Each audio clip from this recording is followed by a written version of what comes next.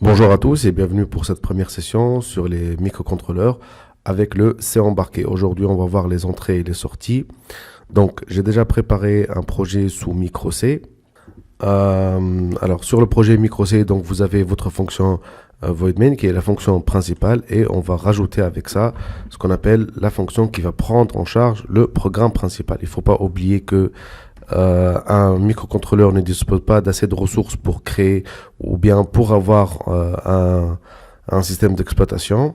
Et donc, du coup, on est obligé d'avoir cette boucle infinie qui va agir comme étant le programme principal de notre microcontrôleur. Il va tout le temps, en fait, boucler ici pour faire le programme. Et donc, la première partie, en fait, qui précède, le while 1 qui vient juste à ce niveau-là. Donc ça, c'est les constitué de deux parties. Donc c'est la partie configuration au départ. D'accord. Donc là, on va dire en fait, en gros, on va dire au microcontrôleur, voilà ce que tu as comme entrée, comme sortie. Voilà comment tu vas te configurer en interne. D'accord. Ensuite, donc il y a la partie initialisation. Alors, elle n'est pas aussi obligatoire que ça, mais généralement, on donne un état initial à tout projet. Voilà, donc aujourd'hui on va voir la partie entrée et sortie simple, d'accord. Donc là le code il contient absolument rien, il a juste une boucle while 1 qui est introduite. Et quand je vais compiler ça en fait, donc le microcontrôleur par défaut, alors on va revenir un peu sur le fichier de simulation.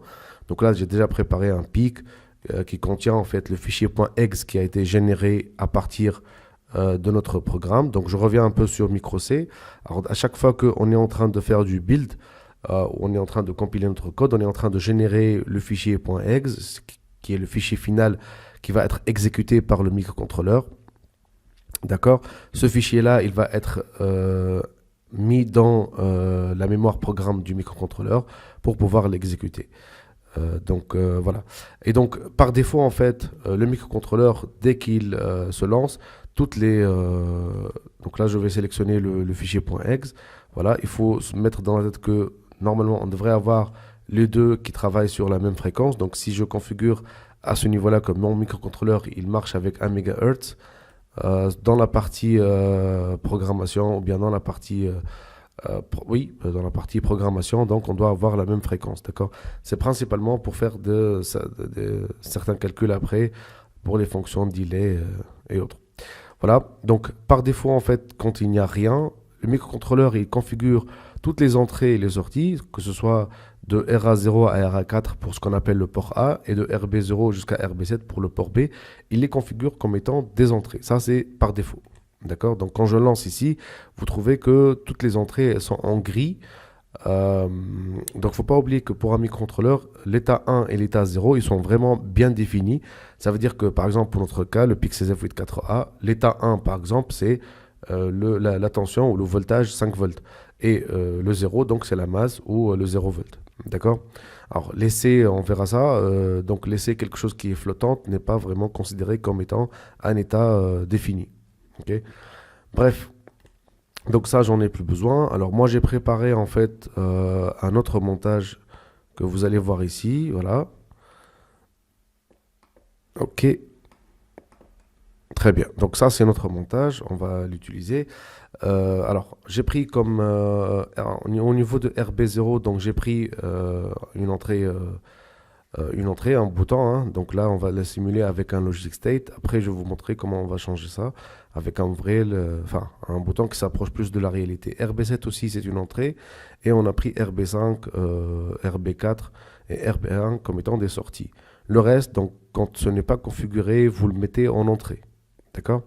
Alors, par rapport à notre,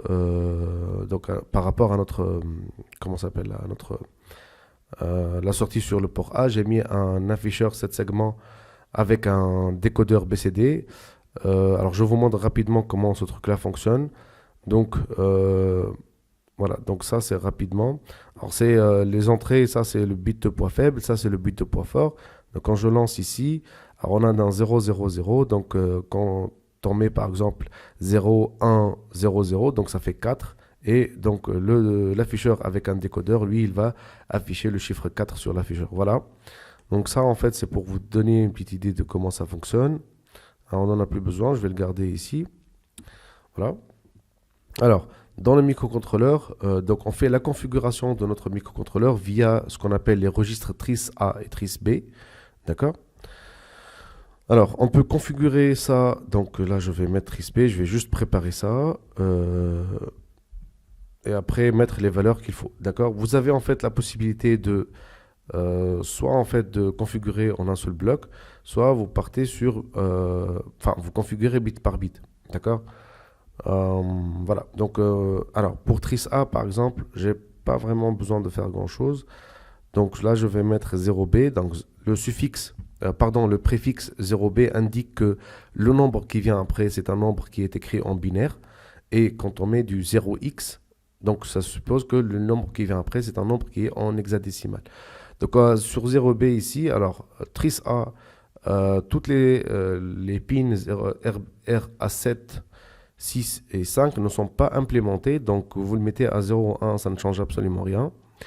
Tris A, ou bien enfin RA4, il n'est pas connecté à rien, regardez ici, donc RA4, il n'est connecté à rien, on va le mettre comme étant une entrée, donc on va le mettre à 1.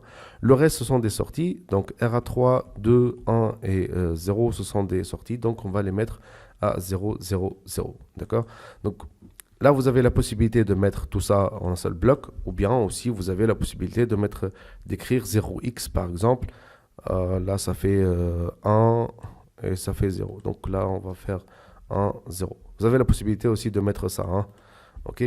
Tris B aussi, on a la possibilité de faire ça en un seul bloc, comme on a vu avec Tris A, ou bien de faire ça bit par bit.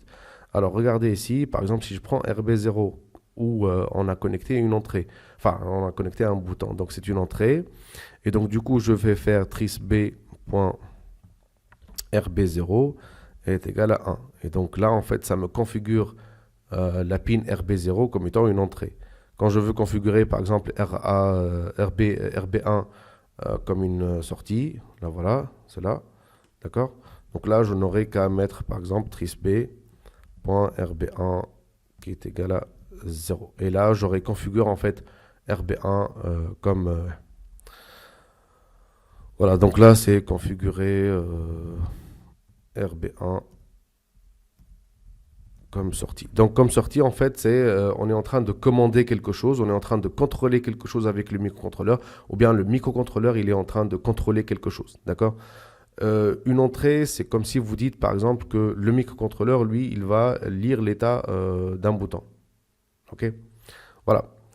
On continue, donc pareil comme on a fait ici avec Tris A, on a la possibilité en fait de mettre Tris B en entier, pas besoin de mettre ça bit par bit, et donc du coup ici j'aurai la même chose, donc je vais écrire en fait en hexadécimal cette fois-ci, mais on va préparer à ce niveau-là.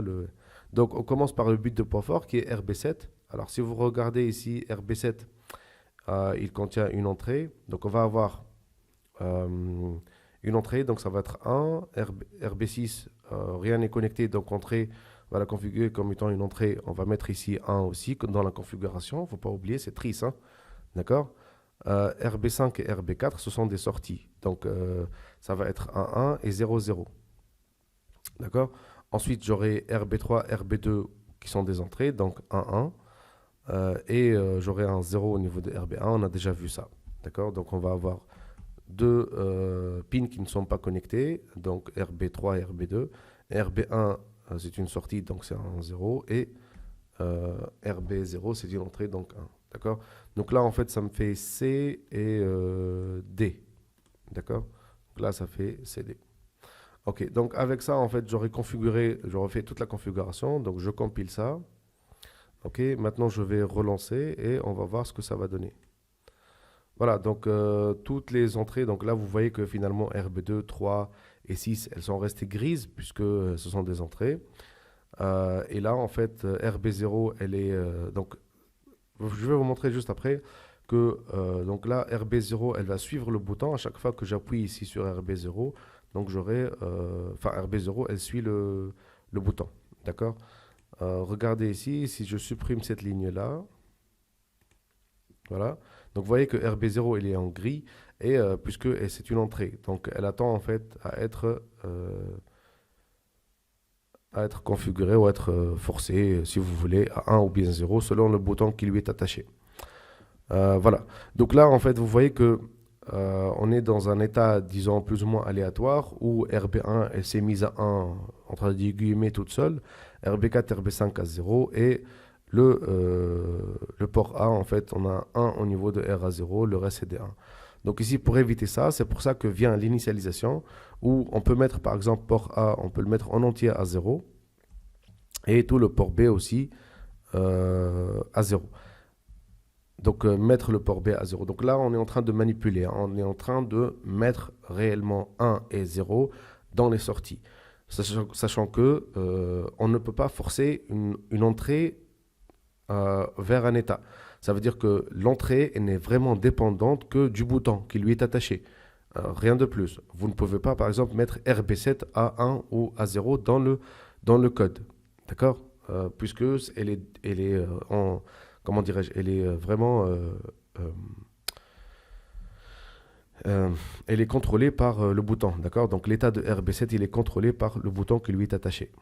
Voilà. Donc là, si je compile ça, je teste. Voilà, donc tout est à 0 maintenant, et on va voir dans la suite ce qui va se passer. Donc je vais prendre en fait RB1 et je vais essayer de faire une animation avec. Ça veut dire que je vais mettre RB1 à 1 si RB0 est à 0 et RB1 à 1 si RB0 est à 1. D'accord? Donc, en quelque sorte, RB1, elle va suivre l'état de RB0. C'est juste des exemples, hein. Et donc là, on est en train de rentrer en fait dans le code principal. Donc à ce niveau-là, je vais mettre. Alors, donc on est en train de tester sur le bit. Donc si port B, RB1 ou RB0 plutôt, pardon. OK. Et donc là, en fait, je vais avoir. Donc, je vais contrôler en fait RB1. OK. Égal à 1. OK. Et donc, else, bien sûr. Donc, ici, je vais mettre RB1 et je vais le mettre à 0. Voilà. Alors, ici, c'est de la programmation C, hein. Donc, on a la possibilité de faire ça, ou bien vous pouvez aussi garder le truc tel quel. Donc là, on est en train de tester, c'est pareil, hein. Voilà. Alors, il faut à chaque fois que j'arrête ici, je fais un stop et je relance pour que ça prenne en considération le nouveau fichier .exe. Donc, à chaque fois que j'appuie ici sur le RB0, RB1, elle est en train de suivre RB1. D'accord? Donc là, j'ai rajouté exprès en fait le truc conditionnel ici, la structure conditionnelle if. On aurait pu aussi faire autre chose. J'aurais pu faire plus simple que ça. Pour un travail, pour un besoin pareil, j'aurais pu mettre par exemple porte B.rb1, il est égal à porte B. Donc ça va suivre en fait RB0. Voilà. OK. Je relance ici. Et donc là, vous voyez que ça fait le même job en fait, hein. D'accord? Voilà. Donc ça, c'est la première partie. À ce niveau-là, en fait, donc on a vu donc l'utilisation de la structure, etc.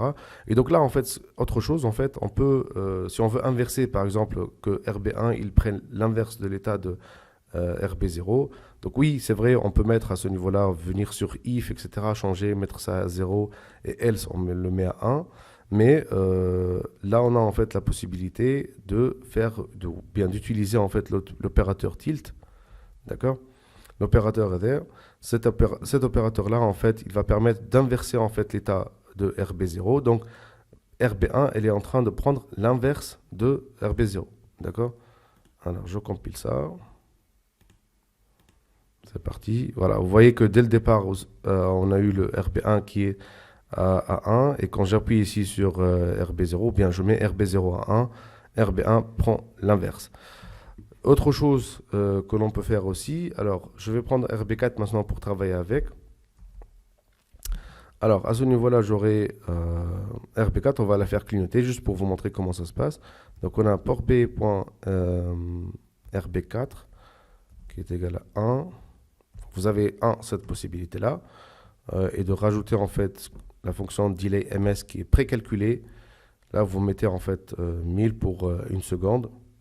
D'accord? Et donc, pareil, ici, vous avez deux états. Vous prenez cette partie-là, pardon. Voilà.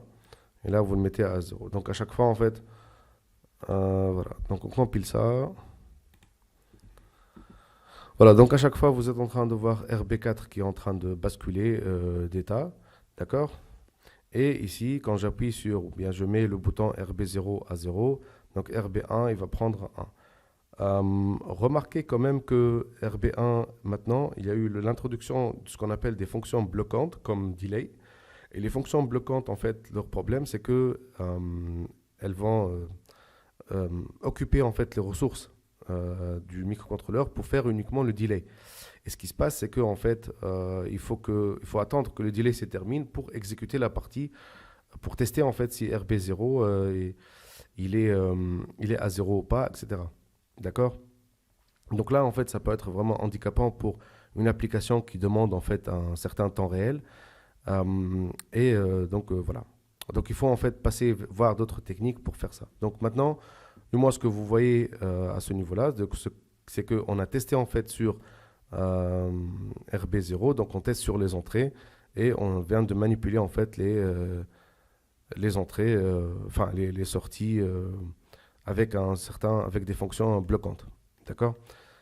Ce qu'on va voir maintenant, donc, faut pas oublier quelque chose, et que pour le moment, vous venez de voir, on est en train de tester sur un état et non pas sur une transition. D'accord? Quand on dit transition, en fait, c'est vraiment l'action d'appuyer. Donc, vous avez, juste pour rappel, vous avez quatre possibilités. Vous avez l'état 0, vous avez l'état 1 au niveau d'une entrée ou bien d'une sortie, hein, et vous avez une transition. Soit le passage de 1 à 0, c'est un front descendant. D'accord? Ce qui me fait en fait, comment vous dire ça? Ce qui me fait une transition ou bien un front descendant. Ça, c'est dans un bouton, par exemple, on dirait que c'est un relâchement d'un bouton. Et le passage de 0 à 1, il fait que ça, c'est un appui. D'accord? Et donc, on va explorer ça dans les entrées plus en détail dans la deuxième vidéo.